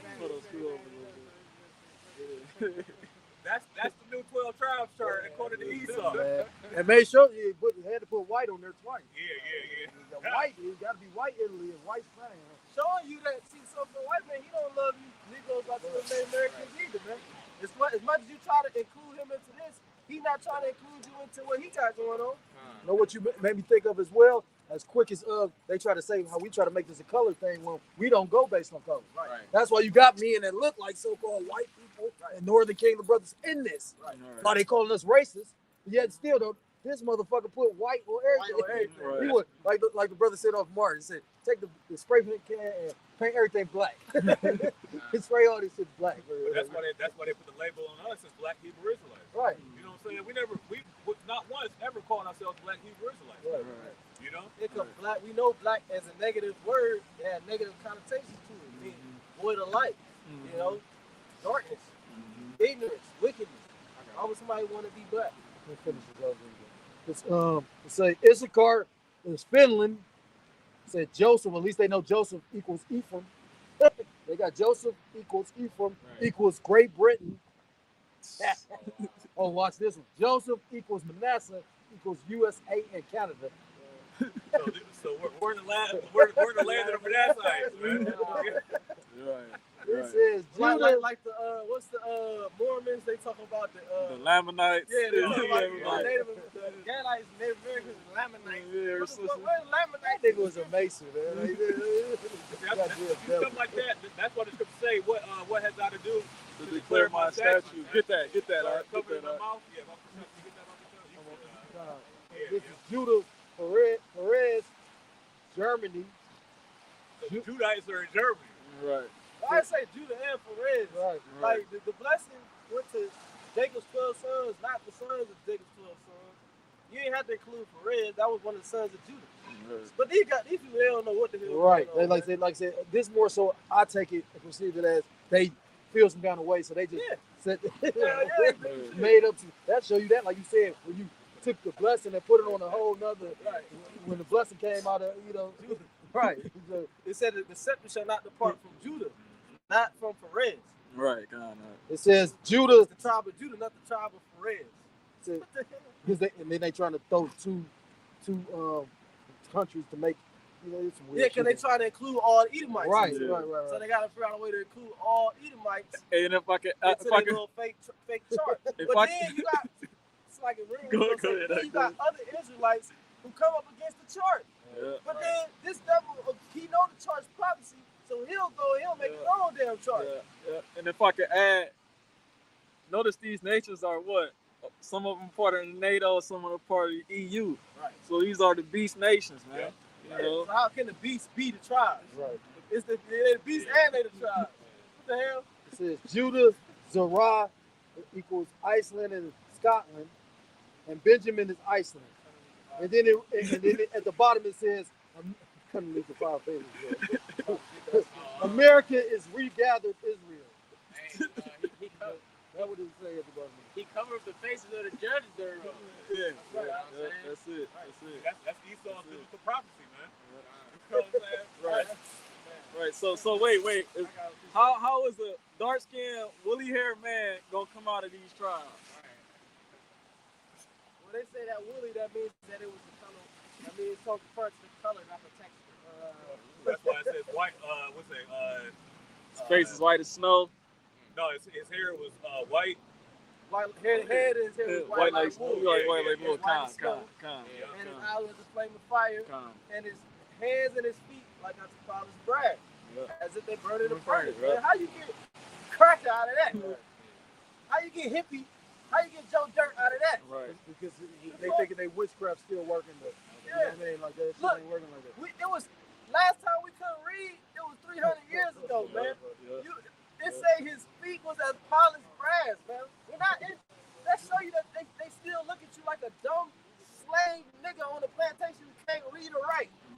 Yeah, nigga, it say polished brass. That means he was white. You must think I'm fucking stupid, man. Right. The thing is that now we can read, but the problem is we can't comprehend. Right. You know what I'm saying? We The all elect can read. Yeah, kind of. They let can comprehend. You know what I'm saying? You got it. Right. This is 2 Peter 1.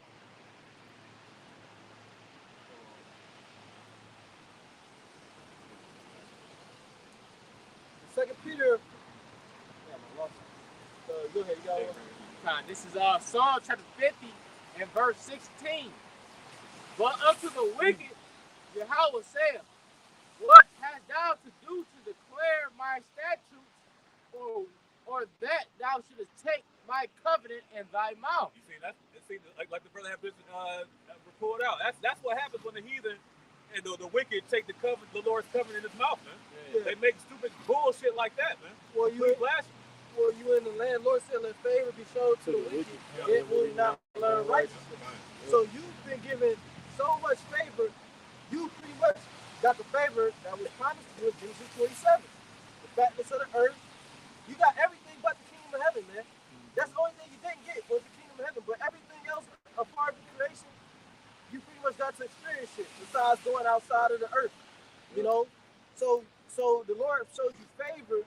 But what did you do with the favor? Did you say, you know what, to show thanks to Yahweh by Hashem Yahushua for giving me the planet Earth, I'm gonna serve him. I'm gonna keep his commandments. I'm gonna push the commandments on the world.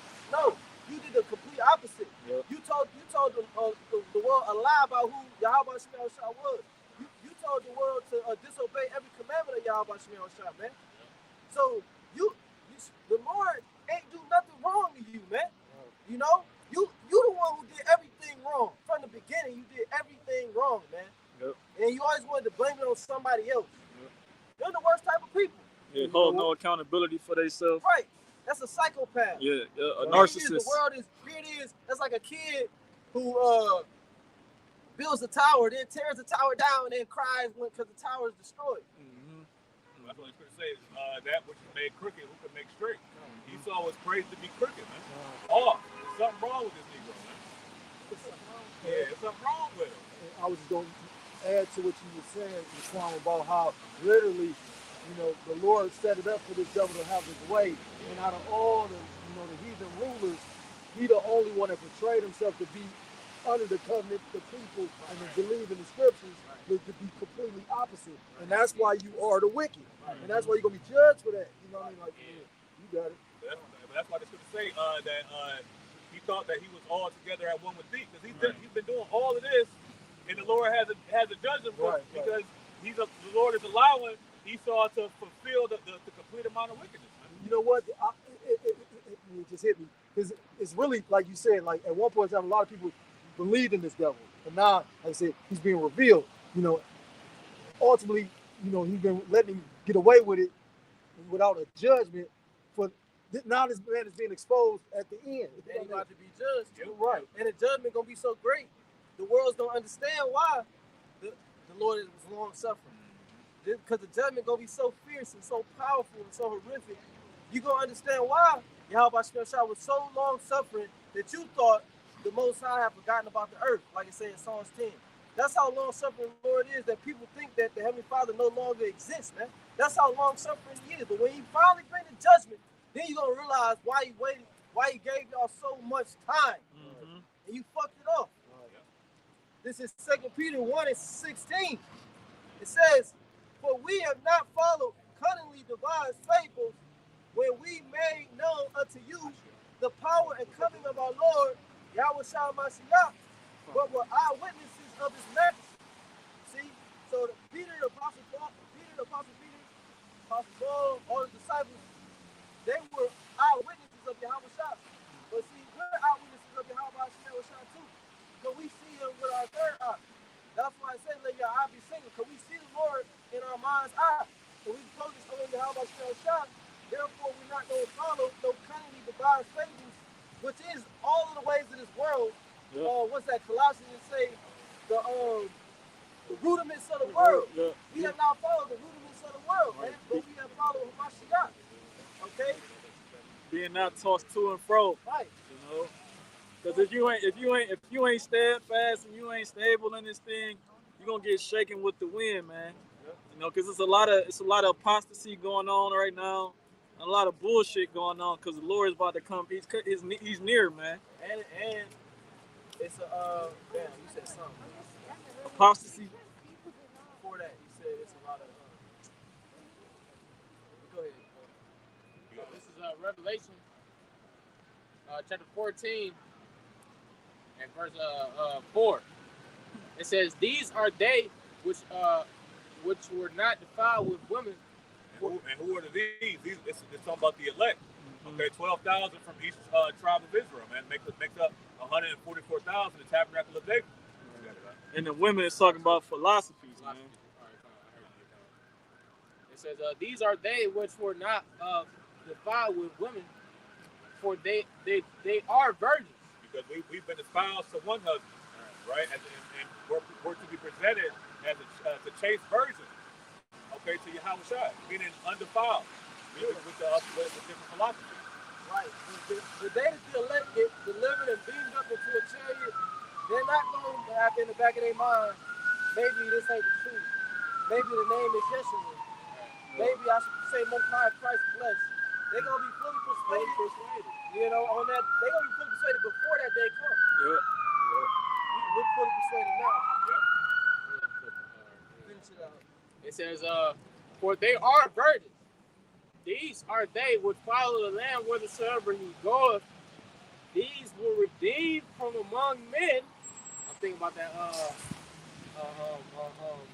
John chapter 17, verse 6. Them who thou hast given me out of the world. You know, it says they were redeemed among men. You know what I'm saying? Redeemed means to buy back. Yep.